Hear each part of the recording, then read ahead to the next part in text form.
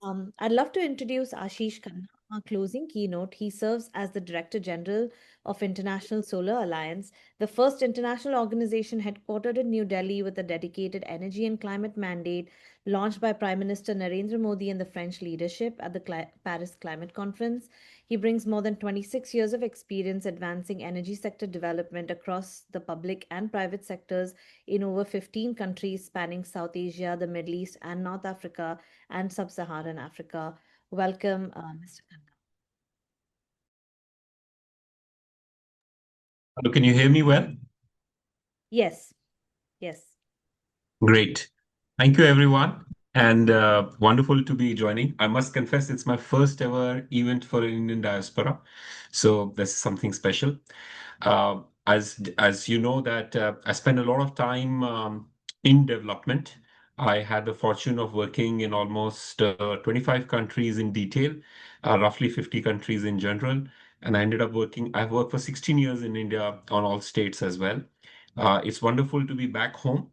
First of all, I want to start off by saying that as Indian diaspora, you should be very proud that the first UN-style treaty-based organization headquartered in India, this was Prime Minister Modi's vision that can we create an alternate multilateral institution that is anchored in global South, given everything that's happening in the world, has now 125 members countries, and each country parliament has to ratify the agreement, head of state has to then sign it. So it's no mean achievement, and because India is now this year overtaken US to be the second largest solar commissioning in the world. That's also important that how India sees for itself and India for the world. With this background, let me just share three broad parts that I want to share with you, and some of it is in line with what the previous panel was speaking.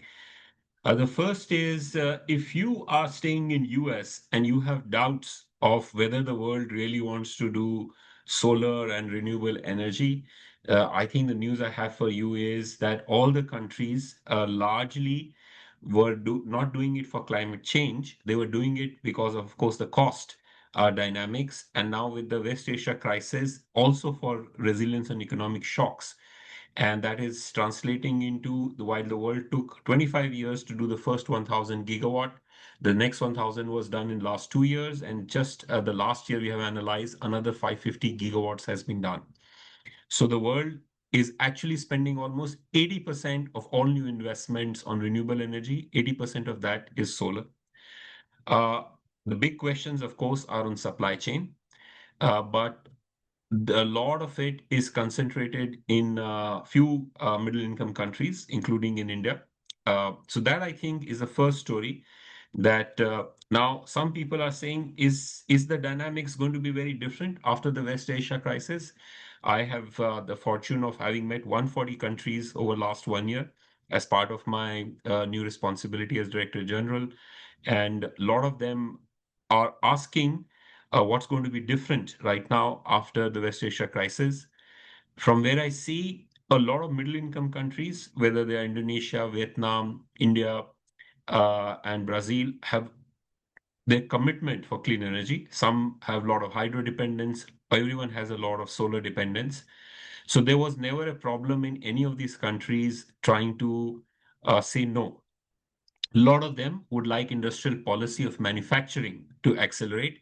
And that, of course, is a very different experience of different orders. Some of them are looking at a lot of different elements of solar. For example, India has the world's largest lab for solarization of agriculture. For some of you who are not aware, again, probably to be very proud that almost $16 billion worth of investment of 16,000 megawatt has happened in changing solar pumps from fossil fuels to solar energy. Maharashtra and Rajasthan are the champions. Maharashtra, for example, has managed to reduce the cost of power supply to farmers from US 10 cents a unit to only 3 cents by doing aggregate tenders of 1 to 10, 20 megawatt, 10,000 of them. And that's led to a saving of $1 billion this year on the fiscal side, which is actually being transferred to reduction in industrial tariffs to spur in industrialization. Farmers, which used to get power supply in India, as you know, in the night because the grid had surplus power after 12, are now getting power supply in the day. It's actually leading to transformation of agriculture as well. We are trying to take that experiment to Africa as well. On the AI, which is a topic, I would tend to resonate of what briefly heard from the previous speakers, which is I see two broad separate trends. The first trend, of course, is on the generation side. What is going to happen on data centers? What is going to be the ability of renewable energy, especially solar with storage, to provide 24 by 7 quality of supply to data centers. I personally feel that is a very promising area. There's huge amount of AI and agentic solutions that coming up on cleaning of plants, on managing the electronics. There is a huge aspect of weather forecasting in looking at managing variability of solar energy storage. And that is part of a larger lesson that all the countries are learning. We have lots of research on this, that for all future of managing grids, it's a combination of solar, storage, and transmission. So if any country is looking only at solar in isolation, there's going to be a problem. I'm just coming from Sri Lanka to Washington, D.C., where Sri Lanka had almost 2,300 megawatts of solar rooftop on a 4,000 megawatt system, and that required a lot of distribution level battery storage. And then, of course, transmission, which is a binding constraint for almost 800 gigawatts of energy. But what I want to say, which is the reason I was in Washington, D.C., the most of the important innovation on AI, and that's a lot of global South led work, is going to happen on consumers centric and utility level change. We in International Solar Alliance had launched a global AI mission for energy during the AI Impact Summit that was held in Delhi in February in front of 20 heads of states. And what are we doing and why we are doing that? Because we believe the utilities business model of distribution supplying power to households is going to be radically transformed in next 5 years, the kind of a transformation that Amazon did to retail, where millions or millions of consumers will become prosumers with both the rooftop and a battery. Some will have EVs that can also supply vehicle to grid power, and an IT architecture which is being developed through India Energy Stack will enable peer-to-peer trading. Whether you are in Delhi, you can sell power to Karnataka and others. We are seeing a lot of these use cases in other countries as well. Brazil has some interesting models. London had also done such. And as an alliance of 125 member countries, we are trying to come out with an IT architecture that if you are a distribution utility, what is your path of using AI for better consumer service, for better efficiency and investments? And that requires a certain stack of what are the enabling IT investments that are very important. It may start with smart grids, looking at smart meters, but also with a lot of rooftop solar, distributed renewable energy management systems, compounded by seeing how that data is going to be used. Because you first need to capture data that is actually reliable, and then there's a lot of systems that are today available, including digital twins that I heard somebody speak about. And then finally, there is a lot of AI that's going to run these systems in two utilities in Delhi, a utility in Jaipur.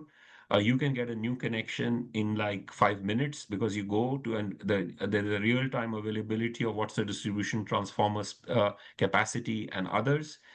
We are piloting AI in two states in India, Brazil, Bhutan, Sri Lanka, Ghana, and Mauritius as pilots, because we believe it's very important to have a lot of use cases for this big revolution that's going to happen over the next 5 to 10 years in energy management systems at the consumer end.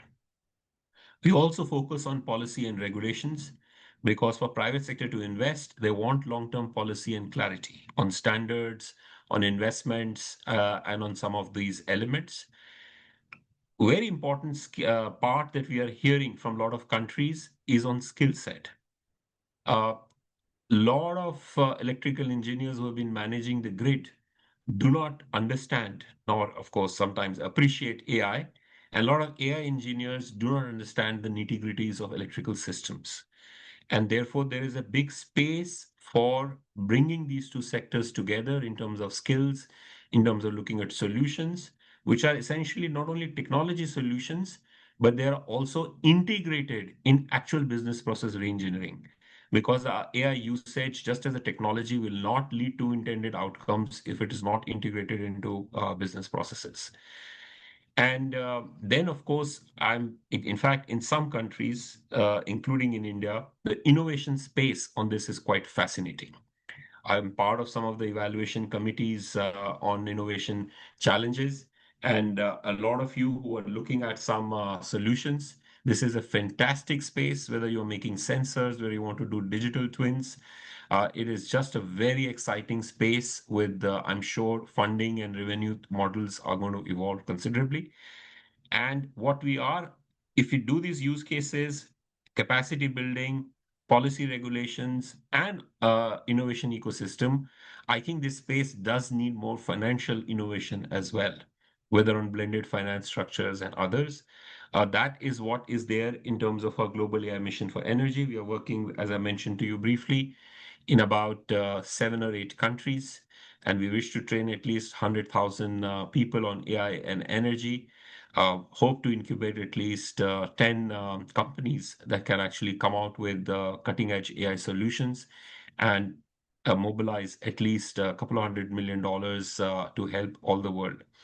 So I'll stop here because I must confess I don't know the audience in terms of your level of expertise, your interest, and perhaps it not be a bad idea for 5, 7 minutes to see if there are any questions. I'm happy to take them. Thank you very much.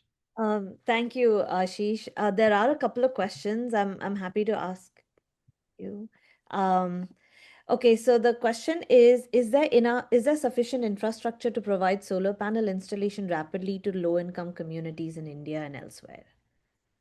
Absolutely. So this has two parts. India itself now manufactures about 75 gigawatts of cells and modules compared to about 50 gigawatts of annual additions that's happening in India. In fact, I get a lot of calls these days from CEOs of Indian companies that can you help me sell my stuff in Africa because I've developed overcapacity compared to Indian requirements. The question, which is a more difficult one, is are Indian manufacturers of solar PV panels and lithium ion batteries, which is existing technologies, cost competitive compared to China? It's a tough question. I think eventually there is an attempt to actually reach cost parity, but there is a whole innovation ecosystem that is much more difficult to replicate.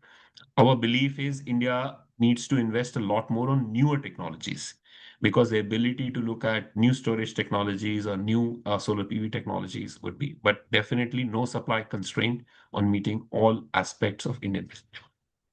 Oh, wow, that's a very interesting perspective that you just shared. We have one more question. They're congratulating you on the establishing of this institution in the global south.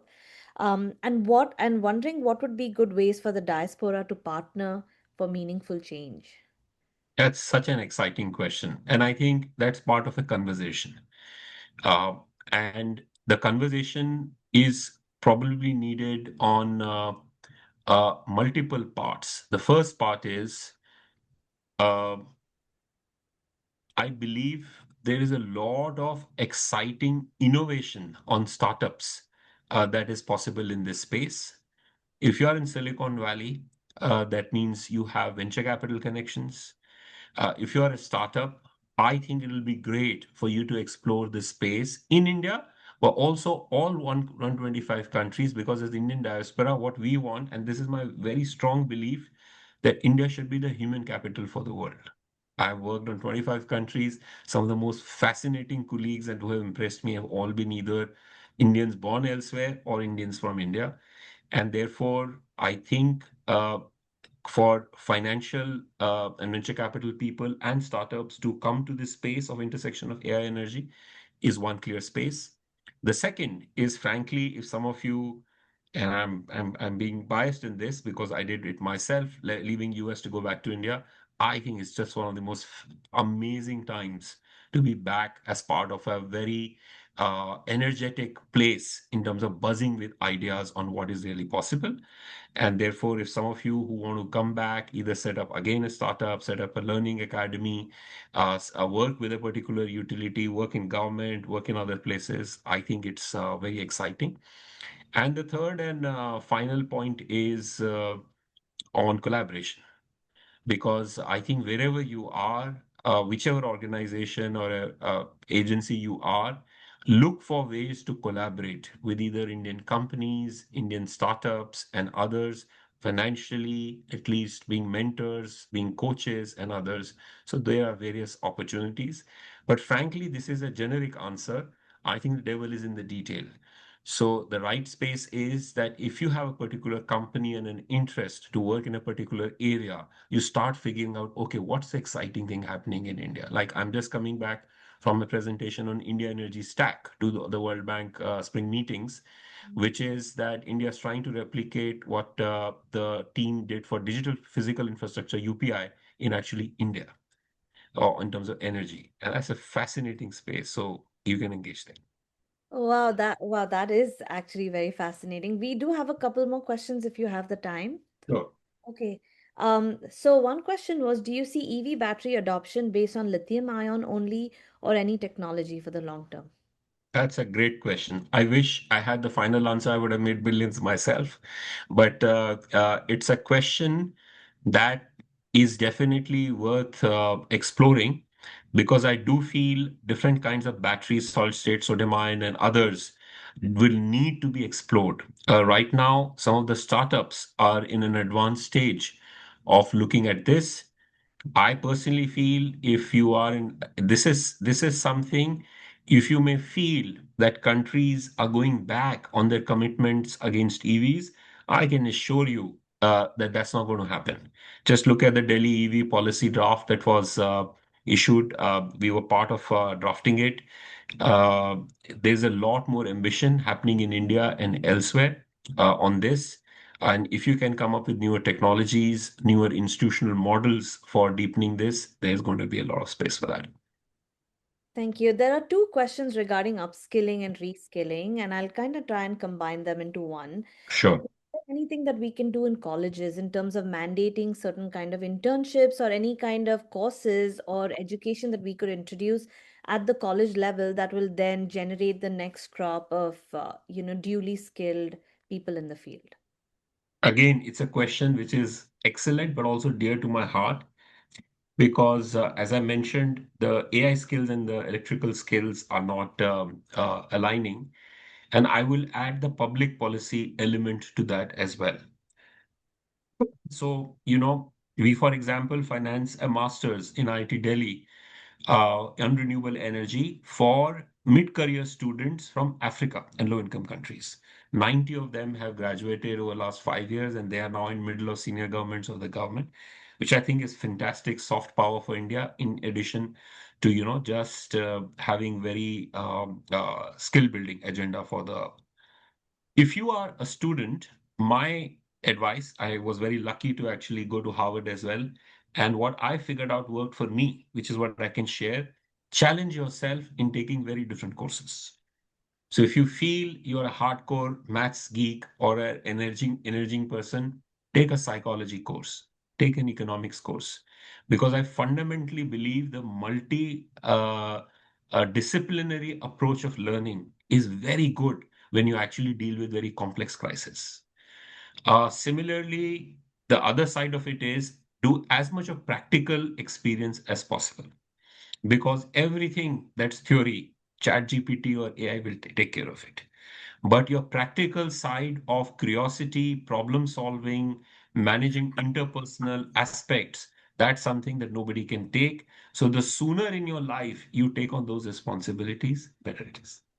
Oh, wow, that is such a wonderful note to end on. As some say, maybe it is the age of the generalists after all. The sentiment that you shared about Indians doing amazing work, whether it is here in India or across the world is really the ethos of Indiaspora, where we're trying to bring to the forefront all the wonderful work being done by people of our community. So thanks for sharing that sentiment back to us. And thank you again for your time, your insights, your expertise, and for the work that you're doing in India and elsewhere.